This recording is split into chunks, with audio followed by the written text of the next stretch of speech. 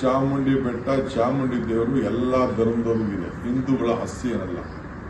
ಎಲ್ಲ ಸಮಾಜದವರು ಚಾಮುಂಡಿ ಬೆಟ್ಟಕ್ಕೆ ಹೋಗ್ತಾರೆ, ದೇವರಿಗೆ ಪ್ರಾರ್ಥನೆ ಮಾಡ್ತಾರೆ, ಅವ್ರ ನಂಬಿಕೆ.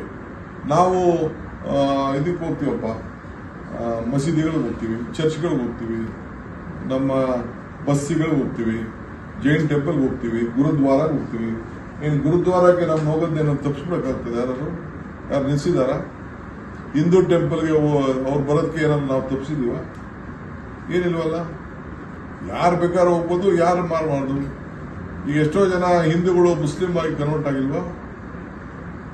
ಅವ್ರ ರೀಜನ್ಗಳು ತೆಗೆದುಕೊಂಡಿಲ್ವಾ? ಕ್ರಿಶ್ಚಿಯನ್ನಿಟಿ ತೆಗೆದುಕೊಂಡಿಲ್ವಾ?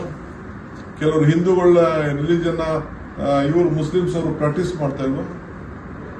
ಬೇಕಾದಷ್ಟು ಉದಾಹರಣೆಗಳಿದೆ. This is all politics. ಯಾಕೆ ಹತ್ಬಾರ್ದು, ಯಾಕೆ ನಿಲ್ಲಿಸಬಾರ್ದು? ಈಗ ಆಯ್ತಪ್ಪ, ಅಯೋಧ್ಯೆ ರಾಮಕ್ಕೆ ನೀವು ಹಿಂದೂಗಳು ಮಾತ್ರ ಬರಬೇಕು ಅಂತ ಯಾಕೆ ಬಿಡಾಕಿಲ್ಲ? ಅಯ್ಯೋ ನಾಟ್ಬಿಟ್ಟದೆ. ಎಲ್ಲಿದೆ ಆ ಥರ? ಈಗ ಆಯ್ತು, ನಿಮ್ಮ ಸರ್ಕಾರ ಐತಲ್ಲ, ನೀವು ಮಂತ್ರಿ ಆಗಿದ್ದೀರಿ, ಹಿಂದೂ ನಮ್ಮ ಮೈನಾರಿಟೀಸ್ ಡಿಪಾರ್ಟ್ಮೆಂಟ್ ಇದೆಯಪ್ಪ, ಹಜ್ ಕಮಿಟಿ ಅವು ಇವೆಲ್ಲ ಇದೆ, ಆಮೇಲೆ ಬೇರೆ ಬೇರೆದೆಲ್ಲ ನಮ್ಮ ಮೈನಾರಿಟಿ ಡಿಪಾರ್ಟ್ಮೆಂಟ್ ಎಲ್ಲ ಇದೆ. ನೀವು ಯಾಕೆ ಮುಚ್ಚಕ್ಕಾಗಿಲ್ಲ ಅಂತ? ಇದು ದೇಶದಲ್ಲಿ ಯಾಕೆ ಮುಚ್ಚಕ್ಕಾಗಿಲ್ಲ? ಇದು ಸೆಕ್ಯುಲರ್ ಕಂಟ್ರಿ.